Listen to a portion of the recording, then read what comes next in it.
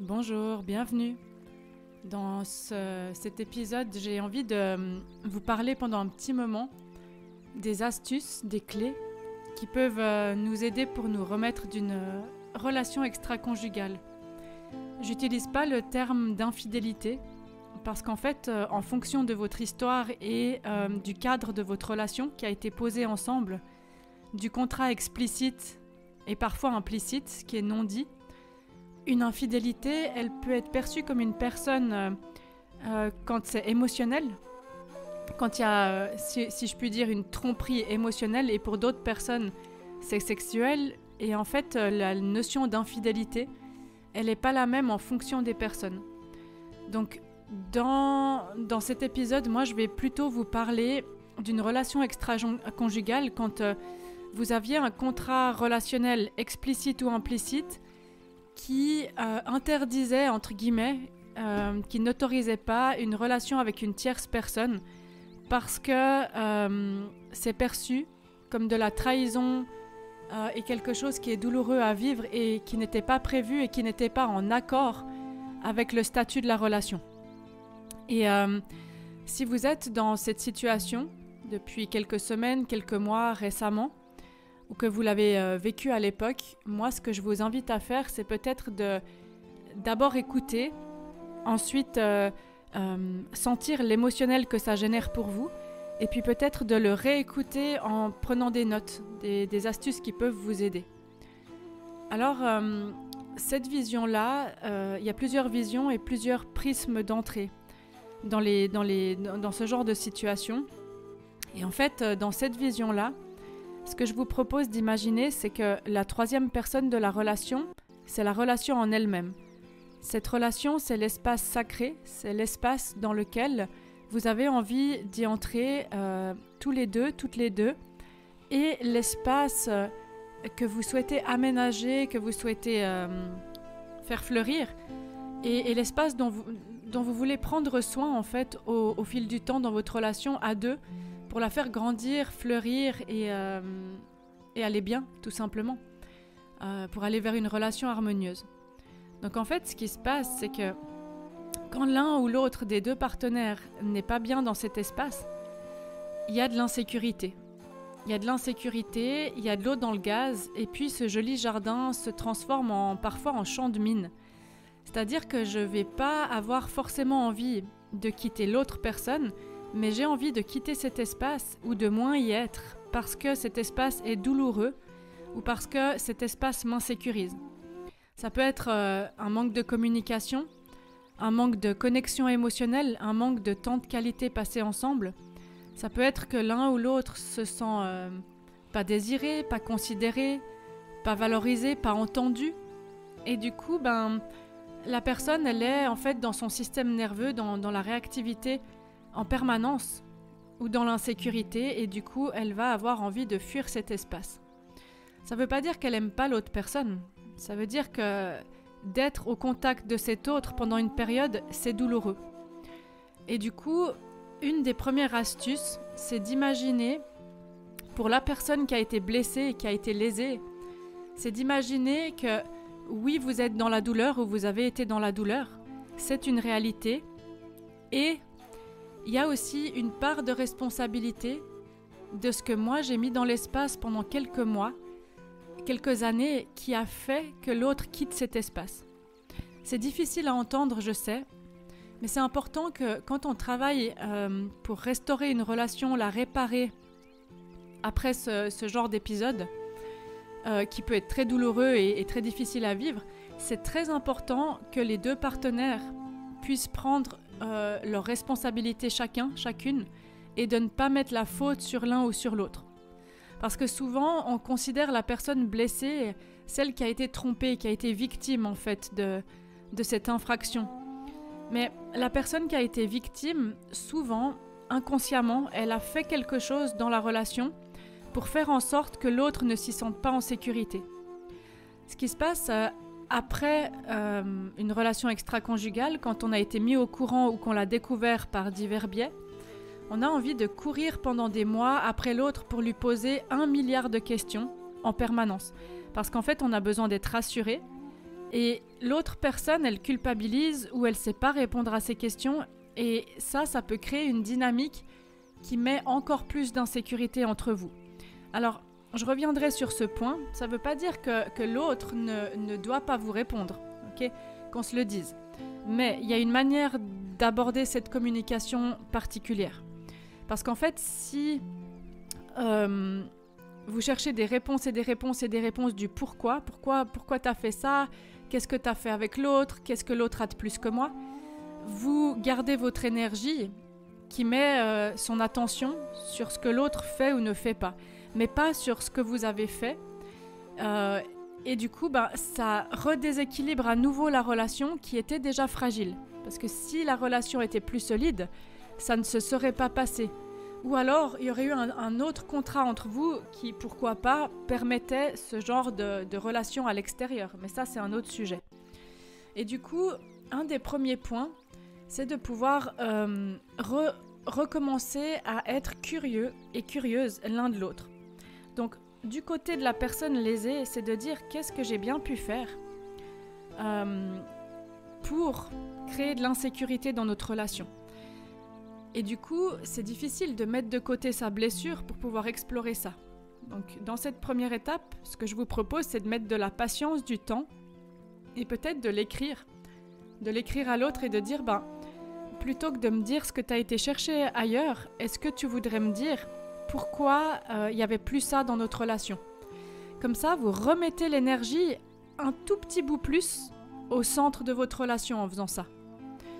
Et du coup, pour la personne qui a été lésée, ça c'est la première astuce. De dire qu'est-ce que moi j'ai bien pu faire. Donc on explore soi-même. Par exemple, si je suis une personne très très très jalouse et que ça fait des mois et des mois que je flique tout le temps l'autre, à lui dire t'es où, t'es avec qui, tu rentres à quelle heure, tu fais quoi, et puis est-ce qu'il y a machin, est-ce qu'il y a machine, t'as parlé à lui, t'as parlé à elle, et que je lui fais des crises tout le temps, c'est comme si inconsciemment je lui envoyais le message tu vas me tromper de toute façon. Et l'autre personne peut se sentir submergée, étouffée, acculée par ça. Et au bout d'un moment, il y a une personne qui passe par là, qui le ou la valorise.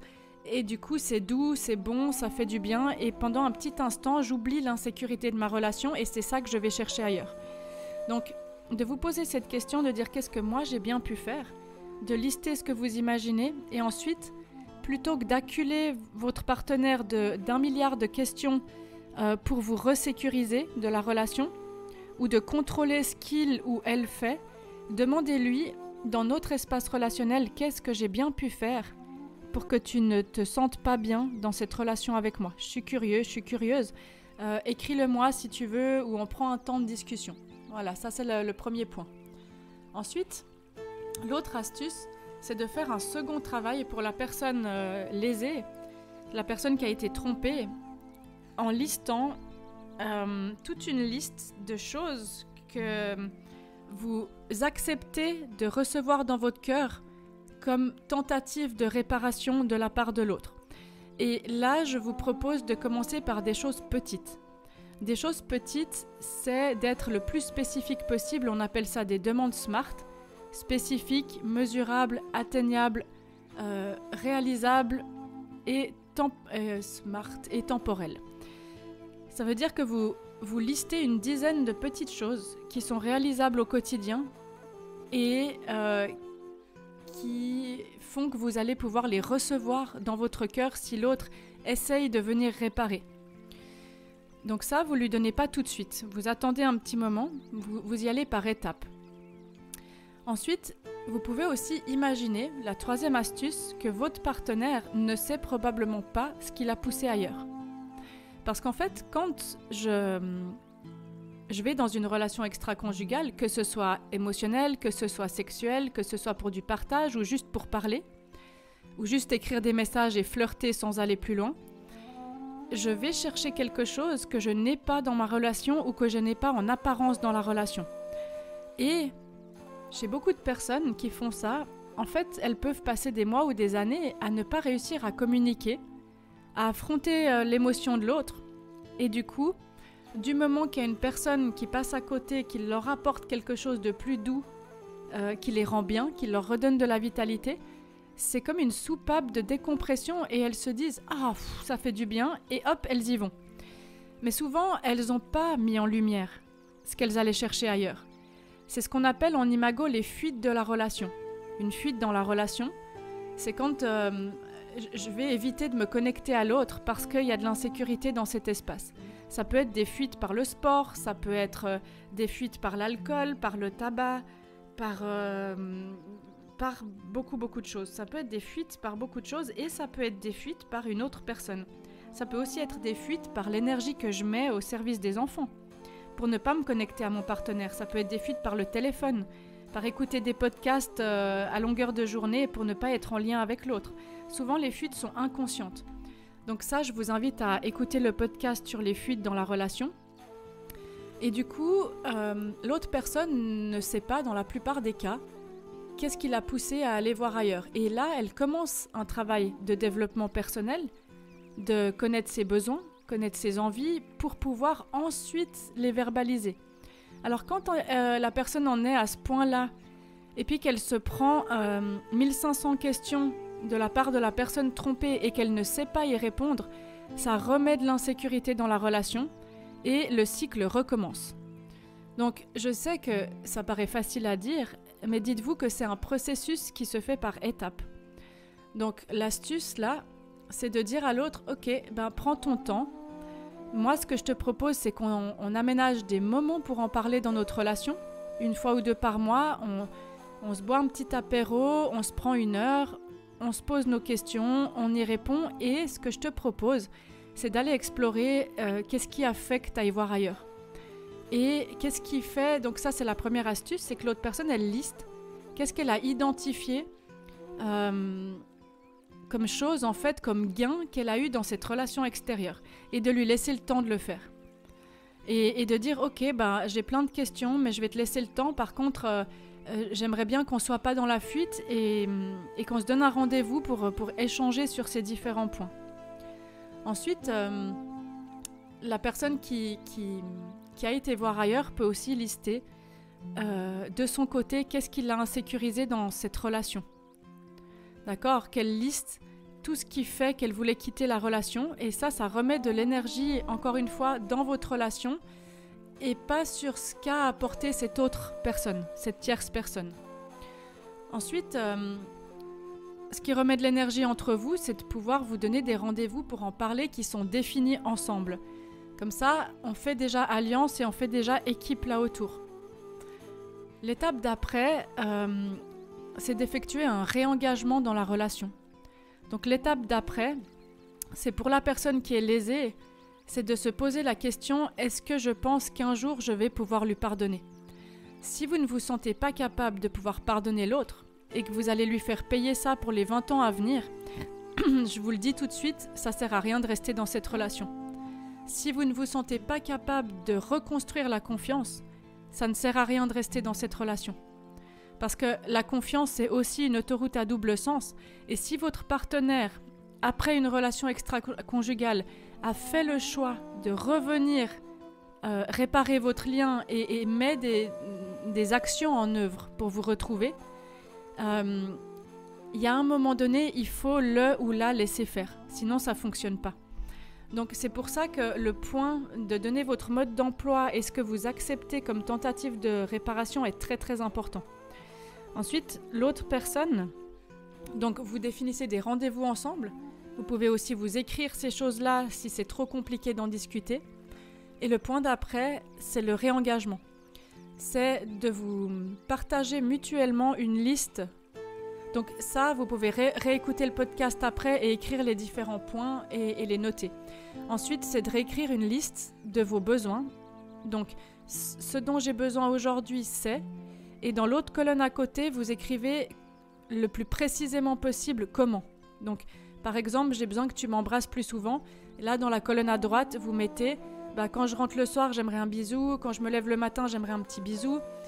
Voilà. L'autre personne, ça ne veut pas dire qu'elle va réussir à tout vous donner, mais au moins, elle a un mode d'emploi clair de ce qu'elle peut faire concrètement. Parce que souvent, on imagine les besoins de l'autre et ça pèse parce qu'on a l'impression que c'est une montagne. Donc là, le point d'après... Tous les deux, toutes les deux, vous vous échangez une liste de vos besoins.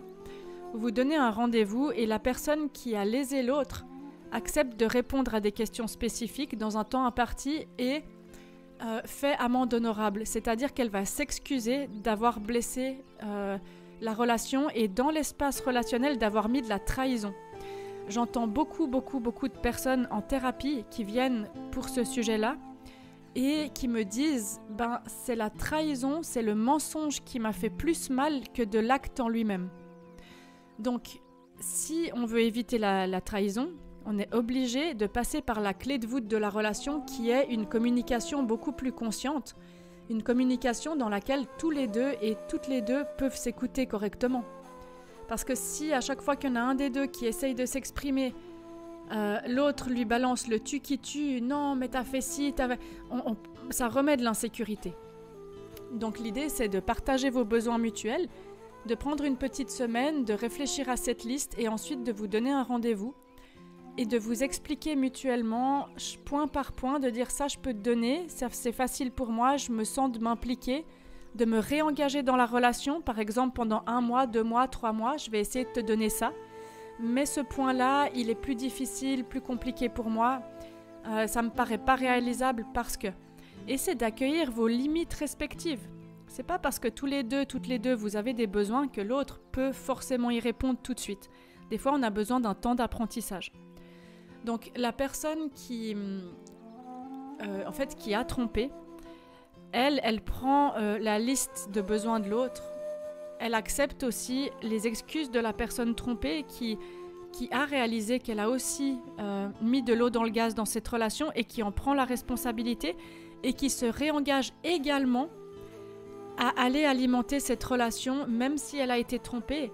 Elle s'engage aussi à aller réalimenter le jardin de jolies graines, d'eau et de soleil, plutôt que de choses insécurisantes. Donc elle doit écouter le mode d'emploi de l'autre. Et en fait, la personne qui a trompé, elle va s'excuser et faire amende honorable. Là, je vous invite à aller regarder la vidéo sur faire amende honorable et s'excuser dans la relation, qui est super.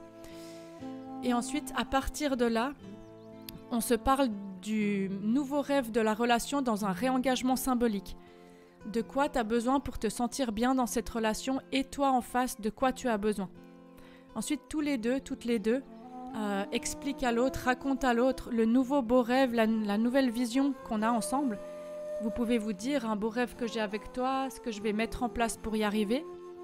Et vous partagez mutuellement, si je retombe dans mes vieux travers, qu'est-ce que je vais faire pour déjouer ça? Et ça, c'est des points qui peuvent déjà vraiment vous aider. Et pour la personne qui a été voir ailleurs, c'est important aussi de faire un travail de pardon de soi et un travail sur la culpabilité. C'est-à-dire que, oui, j'ai été voir ailleurs, mais si je l'ai fait, c'est parce que quelque chose me blessait dans ma relation. Et du coup, c'est aussi d'avoir de la compassion pour vous-même, de dire, je vais aller explorer qu'est-ce qui me manquait et pourquoi j'avais pas réussi à l'exprimer auparavant. Et aujourd'hui, riche de cette expérience douloureuse, je peux apprendre à exprimer mes besoins dans la relation différemment plutôt que d'aller chercher une autre personne ailleurs. C'est un petit peu la règle des 80-20. J'ai 80% dans mon couple, mais je vois tout le temps les 20% qui manquent. Et au final, ça me frustre et tout d'un coup, une personne passe et j'ai l'impression qu'elle a 80%. Donc je m'y lance à tête baissée. Et puis au bout de quelques mois, si moi je change rien dans mes comportements et dans mes actions, dans mes schémas relationnels, je me rends compte qu'en fait elle avait que un 20 et qu'avant, avec toute la fondation, l'histoire, les souvenirs de ma relation, j'avais déjà un 80. Donc le 80, il est là dans votre relation. Simplement une relation, ça se travaille et ça se travaille à deux. Ça c'est sûr. Et c'est d'identifier comment les deux partenaires ont pu contribuer chacun de leur côté à la souffrance dans la relation avant que la relation extra-conjugale se produise. Une fois qu'on a compris ça, on peut aller vers la construction d'une relation beaucoup plus harmonieuse et plus solide. Parce que si ça s'est produit, c'est que à un certain niveau, la relation était déjà fragile, soit au niveau de la communication, soit au niveau de l'intimité émotionnelle ou sexuelle qui était impossible. Et on n'a pas parlé des insatisfactions parce qu'on fuyait la discussion, parce qu'on fuyait l'émotion de l'autre. Et tout ça, ça ne veut pas dire qu'on excuse toutes les actions du partenaire infidèle, qui est pleinement responsable de ses actes. Mais par contre, peu importe qui vous rendait malheureux ou malheureuse dans la relation toutes les deux ou tous les deux, vous avez choisi de vous tourner vers l'extérieur au lieu de régler l'insatisfaction au sein de la relation, et c'est ça que vous allez changer aujourd'hui. C'est aussi d'imaginer, de voir ça. Si vous avez décidé d'essayer de rabibocher, de reconstruire, de resolidifier votre relation après, et que vous avez décidé tous les deux de vous réengager, c'est aussi de voir ça comme une opportunité de croissance. Je sais que c'est difficile, je sais que ça fait mal, mais probablement que la personne qui a été trompée avait une grosse blessure d'abandon ou de trahison à aller visiter. Et la personne qui a trompé avait une grosse blessure de rejet ou aussi de trahison. Donc, quand on a envie de sortir plus fort de ça et de faire le chemin, de construire des nouvelles bases relationnelles, ça fonctionne. Et pour certaines personnes, ça va vite. Pour d'autres personnes, ça prend plus de temps. Et le partenaire qui a été infidèle doit devenir le guérisseur de la relation aussi et ne pas rester figé dans sa culpabilité. Il doit accepter de tolérer la propre honte et la propre culpabilité, sa propre douleur, faire face aussi à la détresse, à l'insécurité qu'il a causée au partenaire blessé par cette décision, mais sans être seul à tout réparer. Vous devez être deux à réparer ça. Et ça, c'est vraiment important. Et puis pour la personne qui a été voir ailleurs, il y a plus de chances de rétablir une relation saine si à un moment donné dans ce processus de réparation, vous mettez de l'empathie réelle qui vient du cœur et pas de la tête, de dire oui je t'ai lésé, oui je t'ai blessé, oui tu méritais pas ça, j'avais pas compris mes besoins et en fait j'avais pas envie de te faire souffrir. Et en fait en faisant tout ce processus, vous allez réparer de la transparence, de l'honnêteté et restaurer petit à petit la confiance en fait. Et une belle relation, elle se construit que dans la confiance et de l'honnêteté. Si on n'ose pas dire les choses à l'autre ou qu'on n'a jamais l'espace de les dire parce que l'autre personne ne nous croit pas, ça touche aussi au donner et au recevoir, toutes ces dynamiques-là. Donc, cette reconstruction, elle est possible quand la décision de réengagement, elle a été prise par tous les deux. Sinon, si on pense qu'on ne peut pas refaire confiance un jour, c'est difficile. C'est difficile. Donc, ça, c'est possible pour se remettre d'une relation extra-conjugale si vraiment vous assumez toutes les deux, la responsabilité de vos actes. Et ça peut le faire. Et moi, j'ai rencontré des couples différents dans cette situation, qui avaient des besoins différents. Mais j'accompagne ça au quotidien à l'aide de la thérapie relationnelle Imago et à l'aide d'autres techniques. Et on met en lumière ce qui a rendu vulnérable cette relation. Qu'est-ce qui bloque le chemin de guérison? On fait un processus de réengagement, de restitution de la confiance, d'excuses. Et on rétablit une meilleure connexion. Et souvent, les couples qui font ce chemin et qui le font à deux, ils ont une connexion qui est beaucoup plus saine après ce qui s'est passé qu'avant. Et ça apprend à fixer les limites différemment, de rétablir un cadre, d'exprimer les émotions d'une manière plus productive et d'avoir des nouveaux outils en fait pour un ensemble de compétences relationnelles pour repartir dans quelque chose qui convient à tous les deux. Si vous vous sentez pas capable, pas le courage, pas l'envie de faire ce processus, il vaut mieux quitter la relation. Il vaut mieux quitter la relation que de rester dans une relation où on va toujours être dans la rancœur et envoyer à l'autre ce qu'il ou elle nous a fait en boucle et de ne pas réparer. Parce que ça va vous rendre malade à long terme. Donc si vous êtes dans un cas où vous ne savez pas si vous partez, si vous restez, si vous pouvez refaire confiance ou que vous avez subi quelque chose dans un sens ou dans l'autre de similaire, n'hésitez pas à prendre rendez-vous avec nous, avec les thérapeutes de couple, avec les thérapeutes Imago et on vous aide dans ce processus de reconnexion consciente, étape par étape. Voilà, et chaque couple et chaque relation est différente. Donc, si vous avez envie de partager dans les commentaires entre vous ce que vous avez vécu, et puis peut-être pour ceux et celles qui ont réussi à à réparer le lien après ça, vous pouvez peut-être en parler entre vous. Voilà. Et il y a